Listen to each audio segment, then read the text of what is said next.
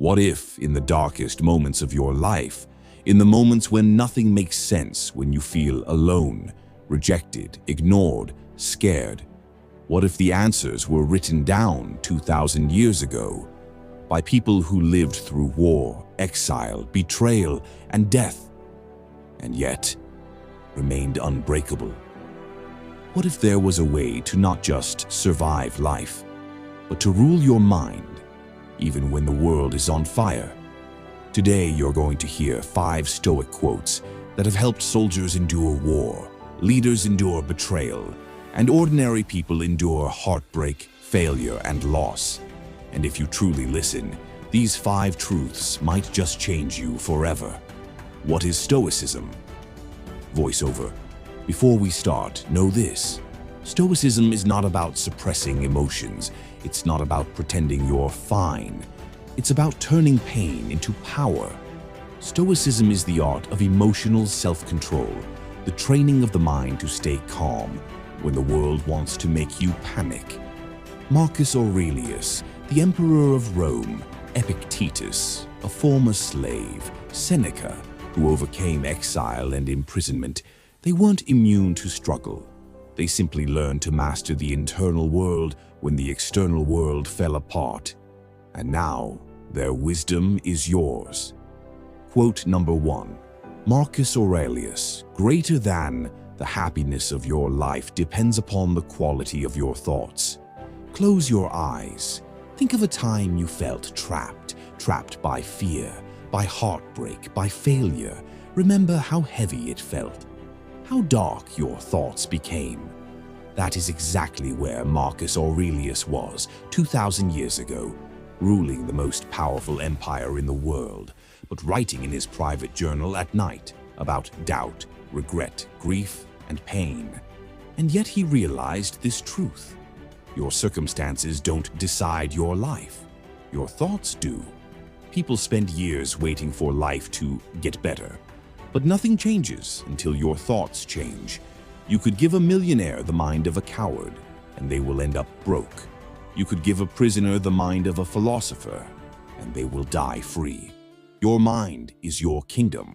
Protect it, direct it, guard the gate, because the greatest prison is the one you build in your own head. Quote number 2. Epictetus, greater than, it's not what happens to you, but how you react to it that matters. There's a man sitting alone in his room right now. He's been cheated on, lied to, hurt. He's lost his job, his hope, his direction. And right now he's thinking, what's the point of trying anymore? But Epictetus, a man born into slavery, would look him in the eye and say, there's what happened, and then there's what you do about what happened.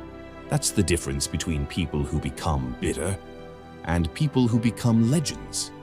You cannot control life, but you can always control how you respond. You can break, you can numb yourself, or you can rise by choosing a response that elevates you above what tried to destroy you. Pain isn't your punishment, it's your training. Quote number 3. Seneca, greater than we suffer more often in imagination than in reality. Have you ever lost sleep over a future problem that never happened? Ever replayed imaginary disasters in your mind until they felt real? That's what anxiety does. We live painful moments twice, once in anticipation and once in reality. Seneca said, we are more frightened than hurt. We suffer more from imagination than from reality. You are not broken. You are just being attacked by your own thoughts.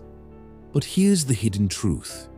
Every time you imagine the worst, your brain releases fear chemicals as if it's really happening.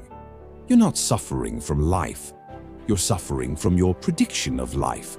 And if you can control the mind, you can end the suffering without changing anything outside you. Seneca knew it. Now so do you. Quote number 4. Zeno of Citium, greater than man conquers the world by conquering himself. A shipwreck changed everything. Zeno, a wealthy merchant, lost all his fortune when his ship sank. He washed up on shore with nothing but the clothes on his back. But instead of collapsing, He walked into a library, read philosophy, and eventually founded Stoicism, a philosophy that has outlived empires. He understood the secret. The real battle isn't against fate or people or the world. It's against you. You're not losing to life. You're losing to fear, to doubt, to distraction, to bad habits you refuse to confront. Conquer yourself, and nothing outside can touch you. Quote number 5, Epictetus. You become what you give your attention to. In every moment, your mind is being shaped, not by your goals, not by your dreams, but by your attention. Where it goes, your life follows. Give your attention to fear, and you become a coward. Give your attention to outrage, and you become bitter. Give your attention to distraction, and you become empty.